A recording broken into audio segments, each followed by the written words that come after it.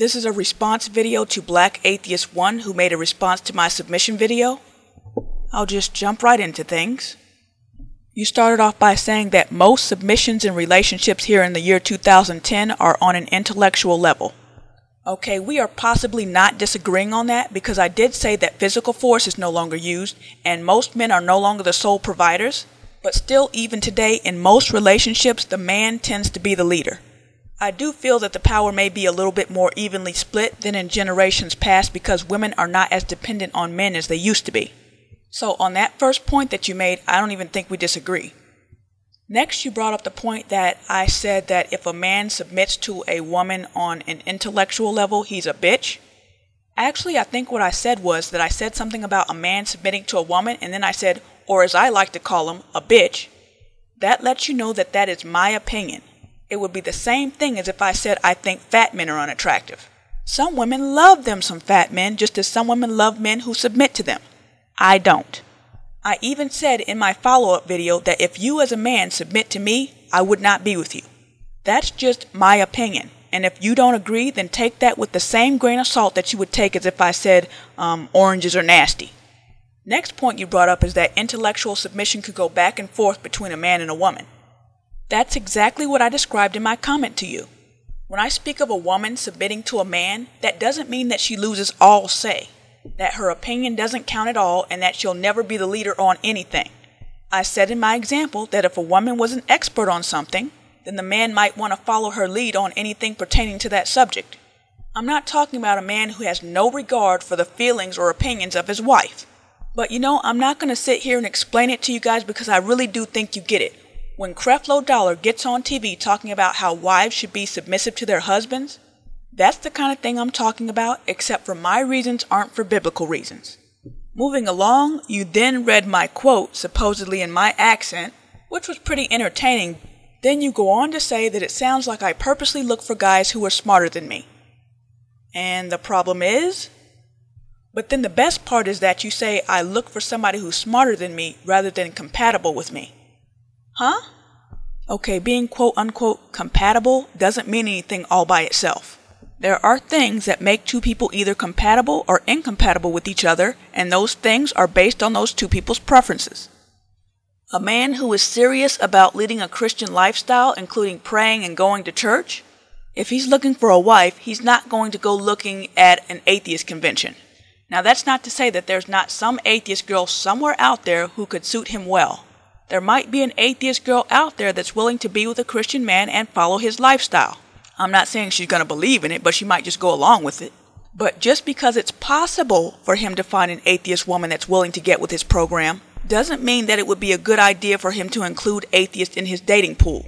Since what Christians believe and what atheists believe are in opposition to each other, most relationships between atheists and Christians are not going to work out. So why even risk it? If I have noticed from my own personal experience that I'm more attracted to men who are smarter than me, and the relationships tend to go better, then why should I ignore that?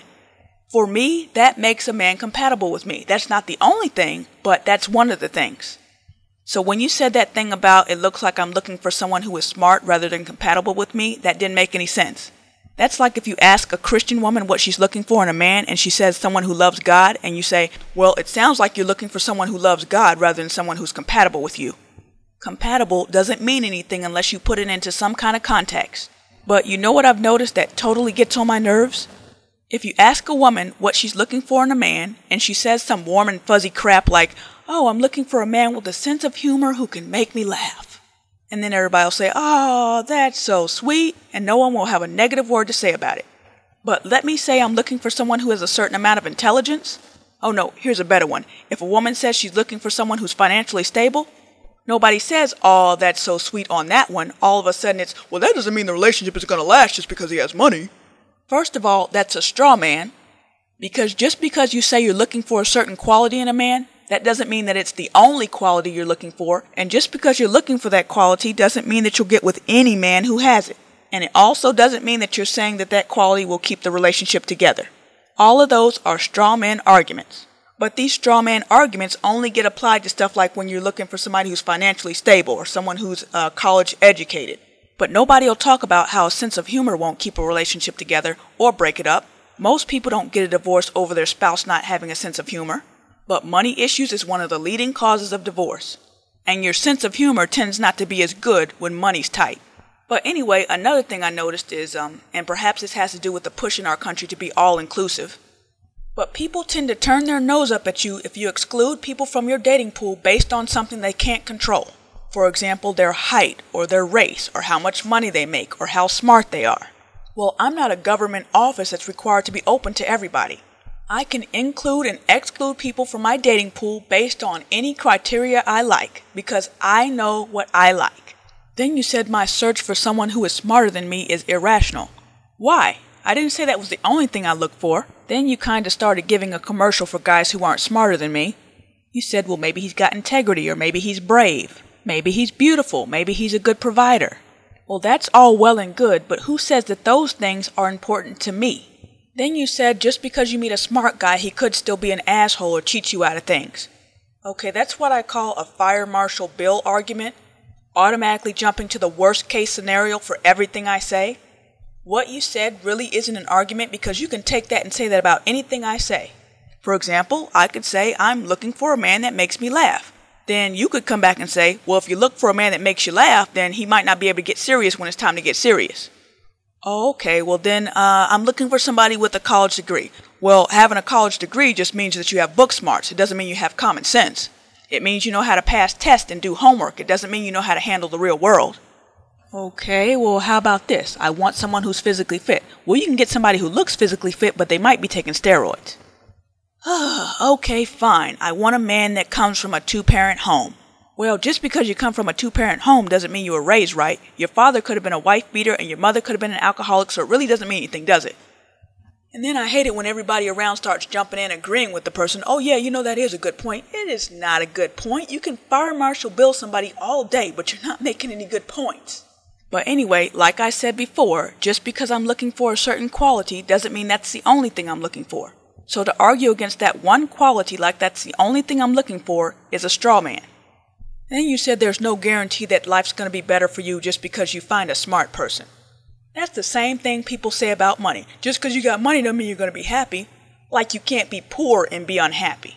No characteristic can guarantee you that you're going to have a successful relationship. But that doesn't mean that you don't strive to find the characteristics that you want. Then you said it seems like I'm trying to disenfranchise myself by seeking to be the dumber person in the relationship. Okay, that's called spin. All you did was take something and say it in a negative way. The glass can be half full or it can be half empty. I can be looking for a smarter person or I can be seeking to be the dumber person in the relationship. However you want to put it. Then you said me seeking out a smarter guy wasn't a good idea. Me seeking out one of my preferences isn't a good idea? Again, this is not the only thing I look for. This is just one of the things I look for.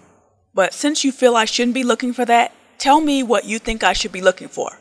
Apparently you're going off of some list, so I'd like to hear it. And if you're going to come back and say, well, you should be looking for somebody with a good heart or a good character or somebody who loves you. Well, I never said that I didn't look for those things. I just named one thing that I look for. And just because I look for a smart guy doesn't mean I'll accept a smart guy even if he steals, lies, and cheats. To suggest that I would do that when I haven't said I would do that is a straw man argument. And finally, you asked if I would blow up the picture on my channel.